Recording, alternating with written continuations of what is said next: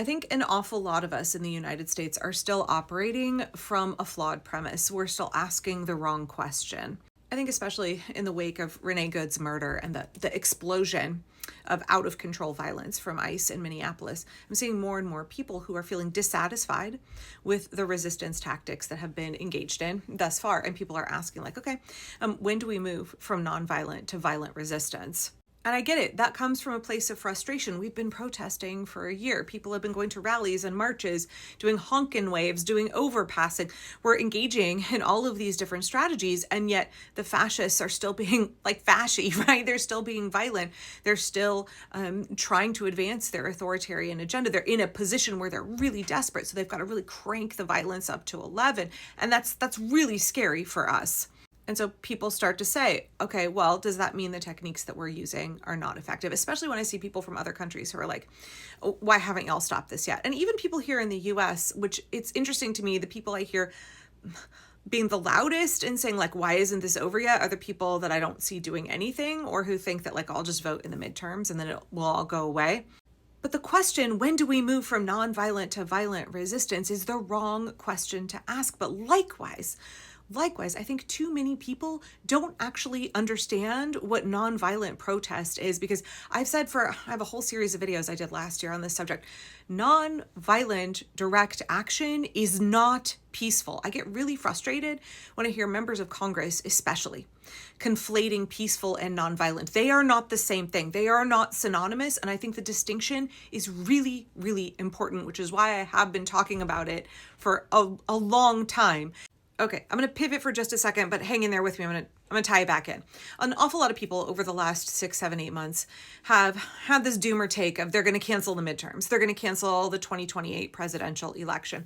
And I've consistently pushed back against that, saying like, hey, if you actually look at authoritarians, if you look at autocrats in other countries, they very rarely cancel elections. What they do is that they declare the results of the election invalid for a number of reasons, and then they continue to stay in power. Say like, no, the votes were rigged, something over there, fraud, whatever. I'm actually the winner, right? But they don't actually cancel elections because they know that's too much. That's a bridge too far, and it will cause the populace to revolt. So they still have this performance of legitimate elections, but then they just declare themselves the winner. It turns the election process into bread and circuses in those countries. It allows the people to be pacified by feeling like, okay, we can vote our way out of this, and that maybe will bring this all to an end, right? Likewise, when we look at protest around the United States, demonstrations, rallies, what have you, a skillful autocrat often allows some level of unrest, allows some level of protest, but never so much as to disrupt the regime, as to stop the systems in power. And that way they continue to creep their agenda. They get a little bit more violent and a little bit more brutal. They take away a little bit more of your rights, right? So here is the threshold at which we would all need to disrupt the system in order to stop them.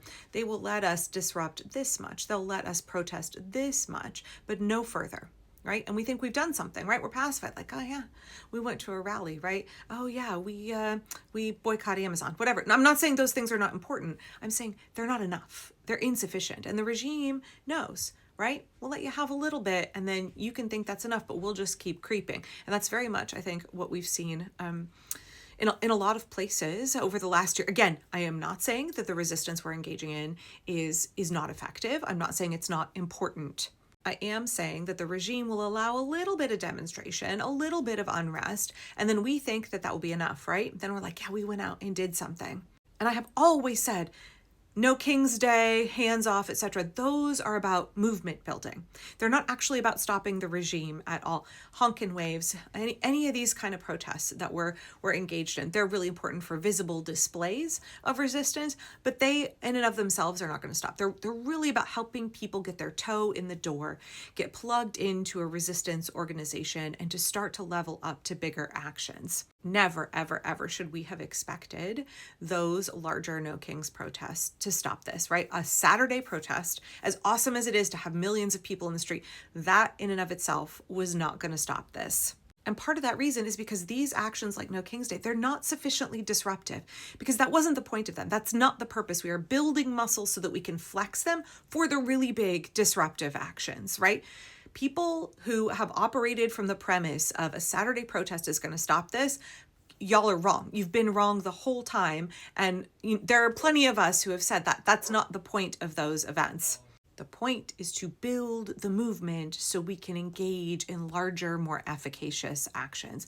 And I really need people to understand that nonviolent resistance is not peaceful. It must be highly disruptive of the system in order to be effective. And I get why some people on the political left have bitched and moaned about events like No King's Day.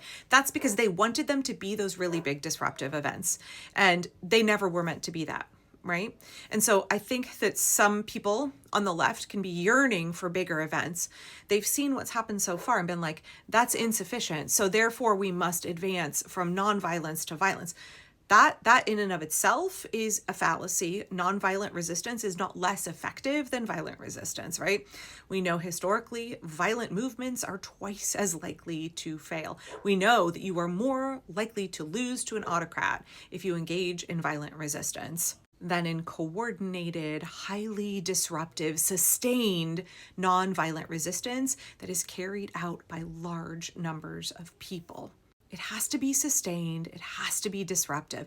This is why back almost a year ago when I made a video saying that I think too many Americans are unaware of the level of sacrifice, and we all need a lot more radical acceptance about what we're going to have to give up in order to stop this. Part of what I was talking about is how too many people think that a Saturday protest here and there will stop it, when what we have to do is actions that last for weeks or months. A lot of resistance movements, y'all, spend years organizing. And, a year ago, I think a lot more Americans believed we could stop this in a couple of months. Now, maybe more people have their head in the game. But still, people are frustrated with the fact that what we're seeing is not disruptive enough. So they start to conflate disruptive and violent when they're not the same things. Likewise, please stop conflating nonviolent protest with peaceful protest. I don't want to hear my congresswoman say peaceful protest anymore.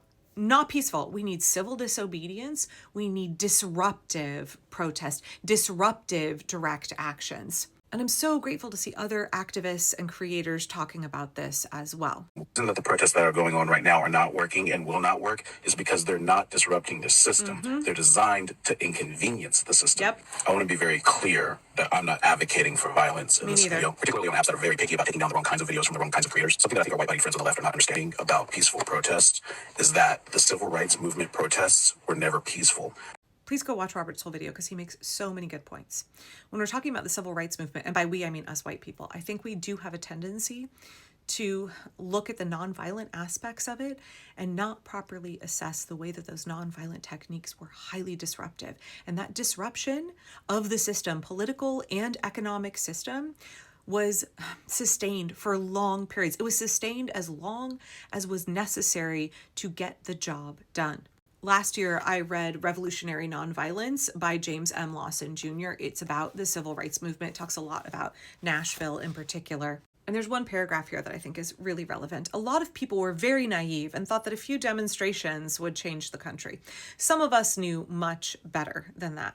Martin King and I talked at length in the year before he died about this issue, and we were very much in agreement that we had had good success, but that we had not dismantled racism. We had not gotten to the structures that uphold it, and we needed to plan the next step for breaking up the institutions and structures of racism and the like. Later, he says, you don't go into nonviolent resistance thinking that this is a picnic and there are no risks to it. So I guess my question for folks here is, as we are looking at an increasingly desperate and brutal regime, what does it look like for us to be true to our nonviolent discipline while planning for and carrying out actions that are actually disruptive to the system and will get the job done? Right, because the goal is not a feel-good protest on a Saturday, it's to restore the rule of law and protect our constitutional rights.